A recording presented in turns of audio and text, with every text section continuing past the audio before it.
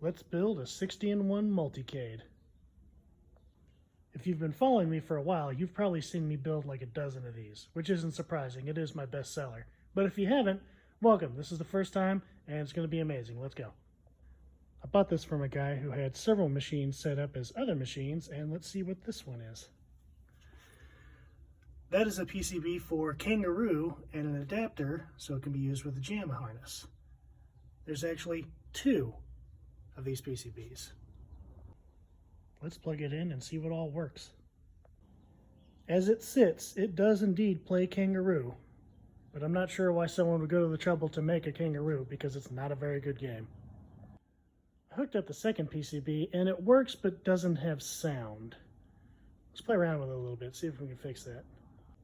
After about 20 seconds, I've given up because I don't care that much. So I've got a PCB and a half of Kangaroo as well as an adapter that I can set aside and sell later. For now, let's strip this and get it prepped. In the process of removing stuff, I realized I actually pulled one of the lugs off of the speaker. Turns out it did have sound the whole time. So I've got two perfectly working Kangaroo PCBs. Which just begs the question, why were there two of them? Well, I've got two fully working PCBs and a JAMA adapter.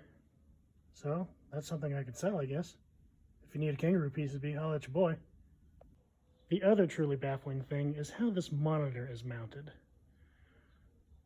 I don't know how to describe these other than that piece on a baseball cap that you can move to change the size of it. That's what this feels like.